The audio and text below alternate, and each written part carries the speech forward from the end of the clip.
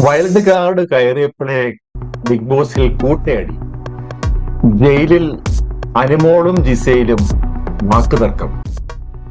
നോക്കാം, ഇന്നത്തെ പ്രധാന ലേറ്റസ്റ്റ് അപ്ഡേറ്റുകളിലേക്ക് പോകാം. ഇന്ന് 5 പേരുടെ വൈൽഡ് കാർഡ് എൻട്രിയാണ് വന്നേക്കുന്നത്. നമുക്ക് ആ പേരുകൾ നോക്കാം. പ്രവീൺ, സാബുമോൻ അല്ല, സാബുമാൻ ഒരു ഡാൻസറൊക്കെയാണ്, മോഡലും ഒക്കെയാണ്. ജിഷ്ണു മോഹൻ, ജിഷൻ മോഹൻ, വേദു ലക്ഷ്മി, മസ്താനിയൊക്കെ എല്ലാവർക്കും അറിയായിരിക്കും, പക്ഷെ ചിലരൊന്നും അങ്ങോട്ട് നമുക്ക് ഫെമിലിയർ അല്ല പേര്. അപ്പം ഇതിനകത്തില് ഇവര് വന്ന് കേറുമ്പോ തന്നെ ഓരോരുത്തർ 1 by 1 ആയിട്ടാണ് കയറിയത്. ഓരോരുത്തർ പോയി സ്വീകരിക്കുക. അപ്പം ഇതിനകത്ത് പോയി ഈ വേദുലക്ഷ്മിയെ നെവിനാണ് ഡാൻസ് ഒക്കെ കളിച്ച് സ്വീകരിച്ചുകൊണ്ട് വന്നത്. ഇവര് ശരിക്കും ഈ ഇതുവരെയുള്ള കളികൾ കണ്ടിട്ട് ഒരു പ്രത്യേക ലക്ഷ്യത്തോടെയാണ് ഇവര് വരുന്നത്. ഇതിനകത്ത് കയറിയിട്ട് ഇവര് ഈ ഗ്രൂപ്പിനകത്തിൽ അടുത്ത ഗ്രൂപ്പ് ഉണ്ടാകുമോ, 33 ഗ്രൂപ്പ് ഉണ്ടെന്ന് പറയുന്നു, 4-മോ 5-മോ ഗ്രൂപ്പ് ഉണ്ടായി മാറുമോ, അതല്ലെങ്കിൽ ഈ ഗ്രൂപ്പിൽ വിള്ളലുകൾ വരുത്തുവോ, അല്ലെങ്കിൽ എലി പോലെ മല പോലെ വന്ന് എലി പോലെ പോയെന്ന് പറഞ്ഞ മാതിരി മുൻ സീസണിലൊക്കെ വന്ന വൈൽഡ് കാർഡ് ഒക്കെ അകത്ത് കയറി മല മറിക്കും എന്ന് പറഞ്ഞിട്ട് ഒന്നും ചെയ്യാതെ പോയിട്ടുണ്ട്. അങ്ങനെ സംഭവങ്ങൾ പറഞ്ഞിട്ട് എന്ത് സംഭവിക്കുമെന്ന് പറയാൻ പറ്റത്തില്ല. എന്തായാലും ശരി, ഈ മറ്റൊരു സംഭവം എന്ന് പറഞ്ഞാൽ ഒരു പ്രൊമോ വന്നേക്കുന്ന അനുമോളും ജിസയിലും കൂടെ ജയിലിൽ കിടക്കുന്ന ഒരു പ്രൊമോ വന്നിട്ടുണ്ട്. അപ്പൊ ജിസയില് പറയും, നീ എന്നോട് സംസാരിക്കുമെന്നൊക്കെ ചോദിക്കുമ്പോൾ സംസാരിക്കുമെന്നൊക്കെ പറയുന്നുണ്ട്. ലിപ്സ്റ്റിക്ക് വേണമെന്ന് ചോദിക്കുന്നുണ്ട്. അതായത് ഇറിറ്റേറ്റ് ചെയ്യുക എന്നുള്ളതാണ് അവരുടെ പരസ്പരമുള്ള കാര്യങ്ങൾ. അപ്പൊ പറഞ്ഞു, നിന്റെ ലിപ്സ്റ്റിക്ക് ഒന്നും എനിക്ക് വേണ്ട, അങ്ങനെ ഇങ്ങനെ എന്നൊക്കെ പറഞ്ഞ് ഇവര് തമ്മിൽ അങ്ങോട്ടും ഇങ്ങോട്ടും ഒരു ജയിലിൽ കിടന്നും ഒരു സ്പർദ്ധയാണ്. അവരെ പ്രൊവോക്ക് ചെയ്യാൻ വേണ്ടി നമ്മുടെ ആര്യൻ, ഇവൻ എന്ത് കളിക്കാൻ, ഇവന് ഒരു പ്രതീക്ഷ ഉണ്ടായിരുന്നു 2 ആഴ്ച മുമ്പ് ക്യാപ്റ്റൻസിയിലേക്കൊക്കെ വന്നു കഴിഞ്ഞപ്പം ഒരു നല്ല രീതിയിൽ കളിക്കുമെന്നൊക്കെ ഉള്ള പ്രതീക്ഷ ഉണ്ടായിരുന്നു. പക്ഷെ ഈ പ്രതീക്ഷകളെല്ലാം അസ്ഥാനത്താണെന്ന് നമുക്കിപ്പോൾ മനസ്സിലാവുകയാണ്. കാര്യം ഒരു കാര്യമില്ലാത്ത കാര്യങ്ങളിൽ ലാലേട്ടനെ വരെ വെറുപ്പിച്ച, ബിഗ് ബോസിനെ വെറുപ്പിച്ച ഒരു കണ്ടസ്റ്റന്റ് ഉണ്ടെങ്കിൽ അത് ആര്യനാണ്. യാതൊരു അർക്കമല്ല. ഇവന് ഈ 5 പേരെ കയറ്റിയേക്കുന്നതിനകത്തിലൊരു 5 പേരിപ്പം 4 പേര് എന്തായാലും പോവും. ശൈത്യ പോവും, രേണുസുതി പോവും, പിന്നെ നമ്മൾ നേരത്തെ പറഞ്ഞ ലിസ്റ്റുകളൊക്കെ ഇപ്പൊ 4 പേര് ഓൾറെഡി പോയി.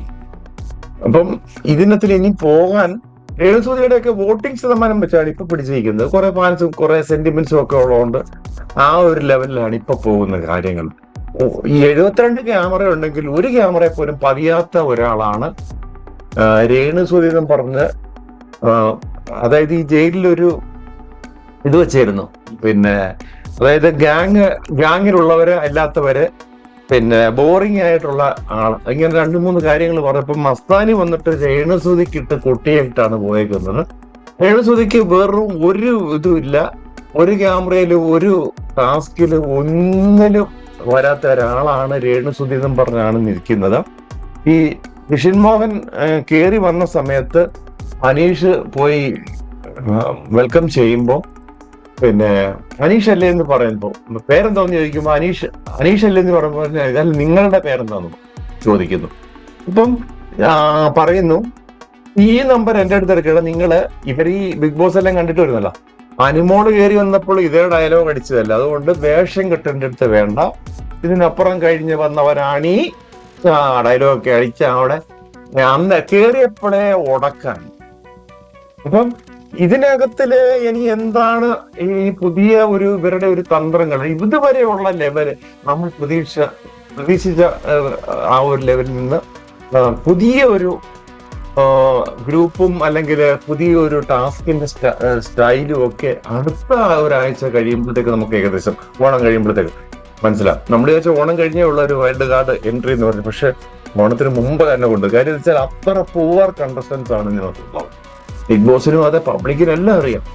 ഒരു കളിയില്ല, ഒന്നുമില്ല. രാവിലെ കിച്ചണിൽ കയറും, അവിടെ ഭക്ഷണം കൊടുക്കുന്ന 11 മണിക്കാണ്, അതിനിടയ്ക്ക് അടി. ഇതിനകത്ത് പിന്നെ ഇന്നും കിച്ചണിനകത്ത് അനീഷും പിന്നെ ആര്യം കൊണ്ടുവന്നിട്ട് ജിസേലിന് ബൗളില് എന്തോ ഫുഡ് എടുത്തോണ്ട് കൊടുക്കുന്നു.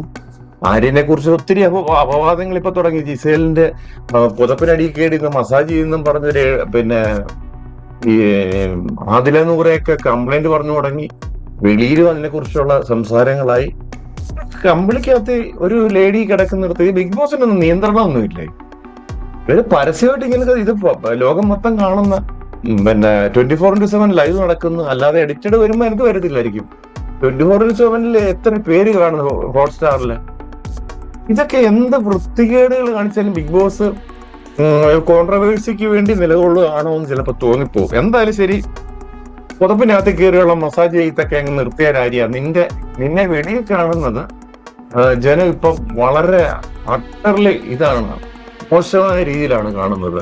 ഇവന്റെ ധാരണ ഇവൻ രൺധീർ കപൂറോ മറ്റേ കപൂറോ എന്നൊക്കെ പറഞ്ഞാണ് കയറി വന്ന് ഷൈൻ ചെയ്യാൻ നോക്കിയത്. പക്ഷെ ഒരു ഇമേജും ഗ്ലാമറും ഒക്കെ ഉണ്ട്. പക്ഷെ അതിനനുസരിച്ച് പെർഫോമൻസ് ഇല്ല. ടാസ്ക് വൈസും കണക്കാ. അനീഷിനെ പ്രൊവോക്ക് ചെയ്യുന്ന കാര്യങ്ങളൊക്കെയാ. അനീഷ് കളിക്കുന്ന കളി ഒന്ന് രാത്രി ടാസ്കിനിടെ കിടന്ന് ഉറങ്ങിയതോട് വലിയൊരു അബദ്ധം പറ്റിയ പുള്ളിക്ക്. ശരീരത്തിന്റെ പ്രശ്നം, പുള്ളി ഉറങ്ങി എന്ന് നടിച്ചാന്ന് പറഞ്ഞു. എന്തായാലും ശരി, അതൊഴിച്ചാൽ കളിച്ച കളി അവൻ നേരും വണ്ണം കളിച്ചിട്ടുണ്ട്. ഈ വന്ന ഈ ഇതിനകത്തിലെ ജിഷൻ മോഹനായാലും ശരി, അല്ലെങ്കിൽ വേദലക്ഷ്മി ആയാലും ശരി, അല്ലെങ്കിൽ സാബുമോനൊക്കെ എനിക്ക് ഒരു എന്റർടൈനറായിട്ടായിരിക്കും, നിവിന്റെ കൂട്ടായിരിക്കും കയറി വന്നേക്കുന്നത്. പ്രവീൺ എനിക്കറിയത്തില്ല എങ്ങനെയുള്ള ആളാണെന്നൊന്നും ഇപ്പൊ പറയാൻ പറ്റത്തില്ല. മസ്താനി ഇച്ചിരി പോരുന്നു പെണ്ണുങ്ങളുമായിട്ട്. അത് വേദലക്ഷ്മിയും ചില ഇതൊക്കെ പറയുന്നുണ്ട്, പരസ്പരം അങ്ങോട്ടും ഇങ്ങോട്ടും ഉള്ള ഒരു കയറി വന്ന സൗഹാർദ്ദങ്ങളൊന്നും അല്ല അവിടെ കാണുന്നത്. ഓരോ അങ്ങോട്ടും ഇങ്ങോട്ടും വിമർശിച്ച് ഞാൻ ഇവിടുത്തെ ഗ്രൂപ്പ് തകർക്കും എന്നൊക്കെ പറയുന്ന കാര്യങ്ങളൊക്കെ നടക്കുന്നുണ്ട്. പിന്നെ ഷാനവാസും അക്ബറും കൂടെ അടി, അനീഷും ആര്യനും കൂടെ അടികളുടെ പൂരമായിരുന്നു. ജയിലിൽ കിടന്ന് ഇവർ 2 മണിക്കൂർ കിടക്കണമെന്ന് പറഞ്ഞ് കുറച്ച് ലാലേട്ടന്റെ ഉദ്ദേശം എന്ന് പറഞ്ഞ് ഇതിനകത്തിലെ ഒരു കോംപ്രമൈസ് ആണ്. എത്രയോ നല്ലൊരു മനുഷ്യനാണ്. ഇവരെയൊക്കെ സഹിക്കുന്നതിനുണ്ടല്ലോ അദ്ദേഹത്തിന് അയ്യോ നല്ല ലോക അവാർഡ് കൊടുക്കണം. വീട്ടിലെ പിള്ളേരെ നിയന്ത്രിക്കുന്നതിനൊക്കെ കഷ്ടമായിട്ടാ. ഒരു 3 വയസ്സുള്ള കുട്ടികളെ നിയന്ത്രിക്കുന്നതിന് അപ്പുറമായിട്ടാ ഈ 10-18 എണ്ണത്തെ നിയന്ത്രിക്കുന്നത്. ഇവര് തെറി പറയുന്നു, ഇവര് അടിക്കുന്നു, ചീത്ത പറയുന്നു, കുത്തുന്നു, നോണ്ടുന്നു, മസാജ് ചെയ്യുന്നു, എന്തൊക്കെ പരിപാടികളാണ് നടക്കുന്നു. എന്തായാലും നല്ല രീതിയിലാണ്.